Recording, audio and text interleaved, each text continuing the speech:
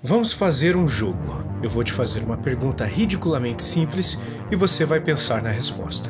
Não precisa fixar ela na mente ou dizer em voz alta nem nada do tipo. Se a resposta simplesmente cruzar a sua mente por uma fração de segundo, pronto, você ganhou. Preparado? Bem fácil, né? Bom, agora vamos mudar um pouco as regras do jogo. De novo, eu vou fazer uma pergunta muito simples. Só que agora você não pode pensar na resposta. Se a resposta passar pela sua cabeça por um milésimo de segundo sequer, você perde. Preparado?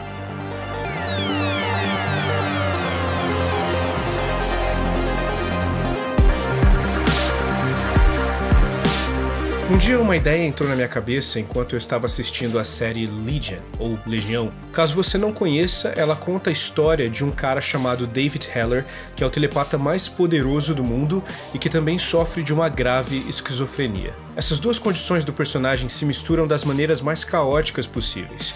Um exemplo disso são as entidades com as quais ele entra em contato por causa do seu poder, mas que por causa da sua doença se comportam como vozes e perturbações na cabeça dele. Em um dos episódios da primeira temporada, a Lenny, que é uma dessas entidades, prende os amigos do David dentro da mente dele. Ela previa que essas pessoas tentariam fugir, por isso cria uma realidade paralela dentro da mente do protagonista, na qual todos são pacientes de um hospital psiquiátrico, enquanto ela é a terapeuta. Nesse cenário, ela consegue controlar completamente todos eles, simplesmente perguntando como se sentem, o que pensam, o que desejam, e assim ela obtém todas as informações necessárias para manipulá-los. E não é só isso, com os seus questionamentos sugestivos e maliciosos, ela os coloca em dúvida sobre quem são, sobre a sua missão e sobre os seus sentimentos em relação uns aos outros. Isso os desmonta completamente como indivíduos e como equipe. E talvez você esteja pensando, mas eles podiam simplesmente não dar ouvidos e não responder? Mas não se esqueça de que eles estão em um lugar mental, no qual todo o pensamento é concreto. Então, no momento em que as respostas cruzam a mente deles, automaticamente a Lenny já tem acesso a elas. E como você mesmo pôde constatar, é impossível não pensar automaticamente nas respostas para certas perguntas. Teve um coach que chamou isso de elaboração instintiva em um livro chamado A Ciência das Vendas. Só que não há nenhum texto, artigo ou livros de neurociência ou áreas adjacentes que citem essa tal elaboração instintiva. Até onde eu sei, o cara literalmente inventou esse termo. Apesar de partir de algumas bases científicas, esse livro está cheio de conclusões apressadas. O autor observa fenômenos verdadeiros, mas apresenta justificativas rápidas e redutíveis e completamente romanceadas para esses fenômenos. O que não é exatamente surpreendente, porque essa galera do coaching adora se apropriar de conceitos da ciência para parecerem mais confiáveis, não é verdade? De modo geral, a ideia desse cara sobre a tal elaboração instintiva é que sempre que o cérebro se depara com uma pergunta, ele se dedica integralmente a respondê-la, por isso a resposta chega tão rápido. Ele não está completamente errado, mas isso seria como dizer que o carro anda só porque tem rodas, sabe? Tentar explicar o fenômeno em sua totalidade apenas por uma das variáveis em questão, ignorando todo o resto. Então vamos tentar explicar isso de um jeito mais completo, usando referências que você pode conferir na descrição desse vídeo.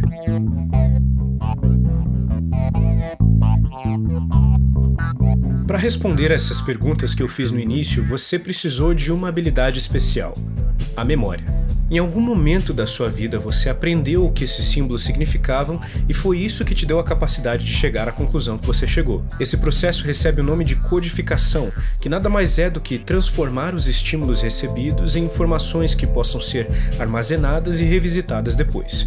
No caso de perguntas como qual é o seu nome, rola uma codificação semântica, ou seja, você aprende as palavras e os seus significados, além de também aprender a gramática que permite que você construa e reconheça essa combinação específica de signos. Certo, então é assim que a gente entende as perguntas, mas isso não explica como nós chegamos às respostas. Ou será que explica? No início dessa conversa eu te mostrei uma expressão matemática. E uma expressão matemática, como o próprio nome diz, expressa alguma coisa. A ideia de que 2 mais 2 é uma pergunta vem muito da forma equivocada pela qual muitos de nós aprendemos matemática no ensino fundamental. A gente aprende que o mais importante sempre é o que está depois do sinal de igual, o resultado, a conclusão. Mas 2 mais 2 já é uma resposta. Esse conjunto de símbolos é uma maneira diferente de expressar o mesmo valor quantitativo que esse outro símbolo. Algo parecido acontece com a linguagem. Quando você entende as palavras seu nome, imediatamente você lembra do seu nome, porque seu nome e o seu nome são duas formas de dizer a mesma coisa. Deu para entender? Então, de certa forma, é como se toda pergunta fosse uma resposta disfarçada. E entender isso é o primeiro passo para a telepatia.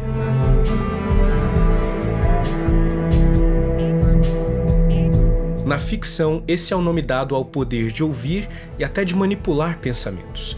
E de todos os superpoderes sobrenaturais, eu acho que a telepatia é o que está mais próximo da realidade. Na verdade, eu acho que todos nós somos potencialmente um pouco telepatas. Tadinho, pirou de vez. Eu não tô louco, deixa eu explicar. É claro que eu não tô falando de telepatia de verdade, coisa de histórias em quadrinhos. Eu tô falando da coisa mais próxima a ela que existe: a linguagem. Esse é o John Longshaw Austin, filósofo da linguagem conhecido pela sua famosa teoria dos atos de fala.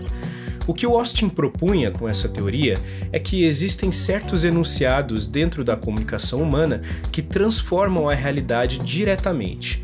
Por exemplo, quando os noivos dizem "eu aceito", essas palavras têm um efeito direto no mundo real, que é a concretização do casamento.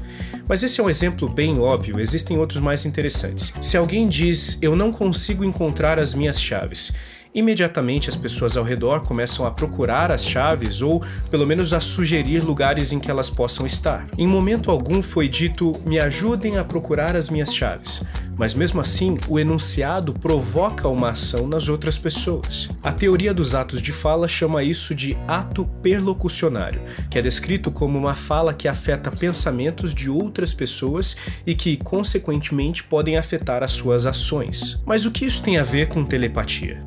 Para responder a essa pergunta, precisamos falar sobre o Mere Measurement Effect, ou o efeito de mera medição, numa tradução livre. Um estudo publicado em 1987 pela Associação de Psicologia Americana no jornal acadêmico mensal deles mostrou que perguntar para as pessoas se elas votariam na próxima eleição aumentava as chances de elas votarem em 25%. Um outro grupo de cientistas sociais estadunidenses conduziram uma pesquisa com mais de 40 mil participantes, na qual eles perguntavam para alguns deles se eles tinham alguma intenção de comprar um carro novo nos próximos 6 meses. O que eles constataram depois foi que as pessoas que foram questionadas a esse respeito, de fato compraram mais carros do que as outras que não foram. Foi uma diferença de quase 40%. Um outro estudo mais recente mostrou que perguntar para as pessoas se elas tinham intenção de doar sangue no futuro próximo aumentava em 8,5% as chances de elas de fato doarem. É claro que seria apressado dizer que só o ato de perguntar fez essas pessoas decidirem as coisas. Nem a galera que conduziu os estudos assumiu isso. Inclusive, lá na pesquisa sobre a compra de carros, eles tinham uma hipótese de que perguntar só polarizava a opinião das pessoas, de modo que aquelas que já tinham uma intenção prévia de comprar um carro concretizavam essa intenção, mas quem já estava mais resistente à ideia ficava com ainda mais receio de fazer a compra. Mas o que todos esses estudos têm em comum é que eles mostram como perguntar fez com que as pessoas pensassem sobre o assunto. E elas tiveram a impressão de que esse pensamento era delas. E era mesmo, mas ele só desabrochou depois da provocação dos pesquisadores. Agora pensa bem. Quantas perguntas você responde ao longo do dia? Quantas vezes borbulha dentro de você a vontade de responder a essas perguntas aqui? Parece que mais do que nunca todos querem saber tudo o que a gente tem a dizer sobre tudo. E é assim que o mundo nos seduz, perguntando. Porque assim parece que a gente está no controle. Parece que tudo que a gente pensa foi a gente que plantou, regou e colheu. Mas será que foi mesmo? Ou será que o convite a pensar transforma o pensamento? Parasitas se alojam na nossa cabeça de duas formas diferentes. Uma é no cérebro e a outra é na mente. O parasita do cérebro é mais fácil de solucionar. Uma vez que ele é descoberto, existem muitos procedimentos médicos que podem funcionar para tirar ele dali. Mas o parasita da mente, esse é complicado, porque ele é uma ideia. E não existe nada que cresça mais rápida e sorrateiramente na mente humana do que uma ideia.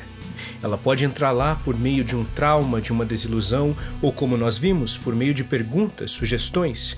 E quando ela entra, ela se mistura às outras ideias de modo que pode ser quase impossível identificá-la depois. Se um dia eu acordasse com um nariz que não é meu, com um cabelo que não é meu, com uma cicatriz que não é minha, imediatamente eu saberia. Mas será que eu posso dizer o mesmo de um pensamento? Eu seria capaz de identificar uma ideia alienígena na minha cabeça? Eu não posso dizer que eu tenho uma resposta simples e que funcione para todo caso. O que eu sei é que naquele episódio de Legião, o David consegue vencer usando exatamente a mesma estratégia que a invasora: as perguntas. A diferença é que o cenário que ele constrói para fazer isso é uma sala de aula, e ele questiona a si mesmo como um professor faz com um aluno apresentando um trabalho.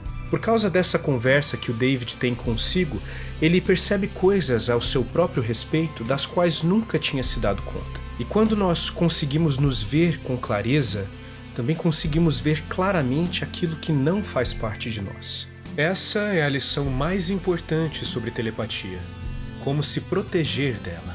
Como é que a gente se protege de coisas que tentam colocar pensamentos dentro da nossa cabeça? A resposta é uma pergunta. Com que frequência você conversa com você sobre você?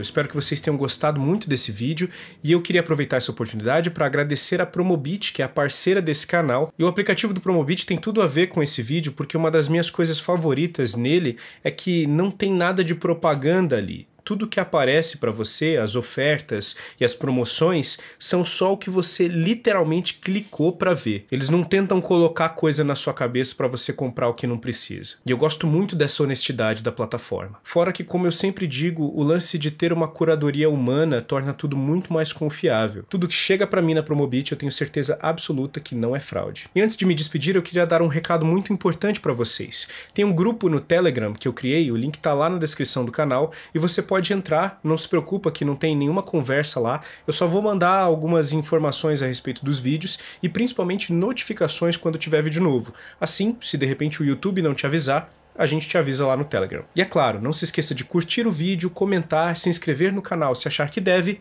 e até breve.